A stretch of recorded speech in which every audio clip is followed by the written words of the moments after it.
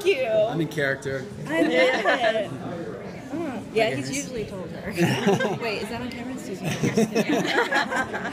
Nice to see you guys. Hi. Hello. I love your hair. Oh, thank you. Your hair's great as well. Thanks. I'm a fan of curls. This is fancy pants. This is being fancy. Okay. Let's go. Anybody else want to start? Or I can Yeah, go ahead. Okay. Just talk me through your character's trajectory for this season. Because I'm not a fan of the books, unfortunately. I'm kind of playing catch-up, so I'm flying blind. So how's talking through your character's trajectory for the season, and also how is it similar or different from the books? I'll tell you, so Fiji Cavanaugh is a witch and the owner of the Inquiring Mind. She's a little spiritual store in the town. And at the beginning of the story, we really see her being doing her thing. She's like a caretaker. She's a lover. She just wants everybody to be good and fine. And she's kind of under. How did I say that? It's like underliving. She's just underliving, like in a lot of ways. She has incredible powers that she's not really dealing with them. And throughout the season, what we're going to see is her deal with this issue of, am I going to really be everything that I am? And what is it possible to lose if I do? Midnight's a very accepting town. It's a sanctuary for supernaturals and humans alike. So a lot of us have checkered pasts or are in a town like that accepts a witch or a vampire and sees them for what they are, or a pawn shop owner. But Bobo has a very mysterious past. No one knows anything about Bobo's past. He doesn't talk about it much. It's a dark past. He's been on the run for quite some time, and Midnight was a place for him to find refuge and to be accepted. And this past is definitely catching up with him with the death of his fiancée. There's some interesting other plots that come into play with that, and his trajectory for the season is dealing with that death and also dealing with his past that's right on his tail, which might not be a very good thing for him. So, yeah. Well, I like that they paired you guys together because Bobo and Fiji have, a little chemistry going on. Can you talk about the dynamic? Yeah, I mean, she's just such a joy to work with. I mean, she brings it every day. She really is. And she's a very giving actress, and I feel like we're both very present in the scenes, but we also have a lot of fun working together, and the relationship is just really sweet because they start off, they're really good friends, and Bobo was oblivious to the fact that this is a woman that he is basically dying over. Yeah, and he's not even recognizing it. Yeah, and it's. Yeah.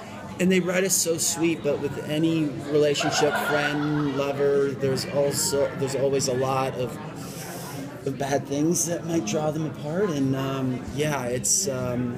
we like to think of ourselves as a sweet relationship on the show, and there's a salty and a spicy one too with the other characters. But it's when we were doing our scenes together, we always felt like wow, that just felt really sweet and good. And when the wedge, my muffins. Yes, her muffins, sand tarts. Fiji likes to bake. Yeah, she likes to bake. But when the wedge is driven between them, like with any relationship, it gets really interesting as well. So yeah, we had so much fun working together. Yeah, just speaking to this question of the trajectory, like both of us have these really difficult pasts that no one knows about, and those are going to be revealed, and really seeing how that plays out for us in our relationship.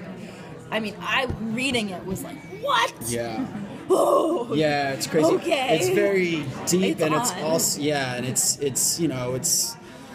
in today's socio-political climate, it's actually very relevant as well, between a good old white boy from the South who might have weird leanings in his family with a biracial, beautiful woman who's a witch. So I mean, it's really, there's a real interesting and important part to this relationship too, and crazy obstacles that they have to overcome. You touched on this a little bit, but how would you describe the town of Midnight? Is it a place that you personally would want to live?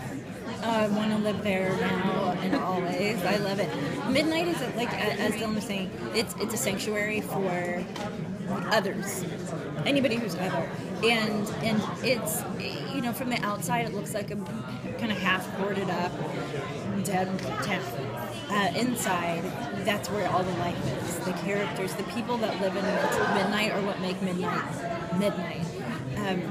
In the story, you see that there's another town nearby us, and that called Davie. That's like the town of the normal people.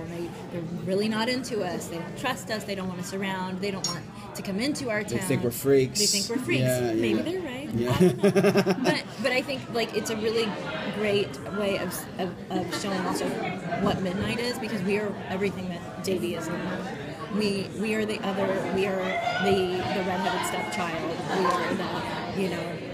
Yeah, and I grew up in a really small town in Vancouver, British Columbia. And I love redheads, by the way. And it was beautiful, like you know, it seems like today, like people don't really talk to their neighbors, see their neighbors, interact with people that are in their neighborhood. The town I grew up with, everybody knew each other, everyone's kids played together, and you just felt safe walking down the street. And Midnight, you feel that too, because everybody loves and respects each other and is very accepting of everyone from all different kinds of backgrounds and walks of life. So that was interesting for me to see that, you know, get back into that small town perspective. And so I would definitely want to live in Midnight. You're already friends with. Yeah, exactly. They're not going to kill you. They're not going to kill you. They'll protect you. Yeah. I definitely want to live in Midnight. Yeah. Maybe not own a pawn shop though. But inside the pawn shop is actually pretty fun. It's kind of cool. Like your friends can get stuff there real easy. Yeah, you can. Yeah. Do you guys always protect each other? Is there ever a time where you have to kind of? No. The loyalty at Midnight runs deep. So yeah, if something happens to one person at Midnight, the whole town's involved in trying to help that person. Hey, just one more question. Okay.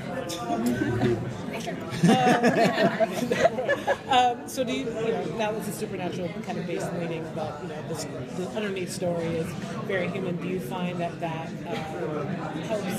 helps with getting the characters done? Is the supernatural aspect of it distracting in some way?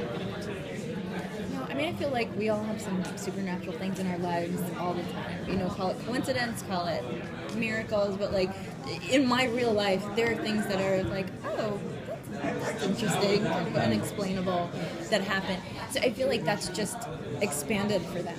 This is the norm for them, is to have somebody who lives 200 years be in town. That's the norm. They like, you know, just thinking about Lem, a resident vampire. He's Uncle Lem to Creek. He's somebody that you love, and he happens to have fangs. Okay, you know. I think like, you know, we're in that world, and so it's normal for us, and it feels so real. The way that Monica has written the show, Monica Breen has written the show, that it feels absolutely like reality. Just with a little bit more spice to it. And it's all about the relationships too. Yeah. It always comes back to the relationships between the town folk and the certain couples in town. So it's always nice. We always go to this big place, and then we bring it back to the relationships. So it really grounds the show. And that's actually my favorite aspect of the show. But I love the supernatural and the crazy CG that we're gonna do, and not everything's necessarily CG too.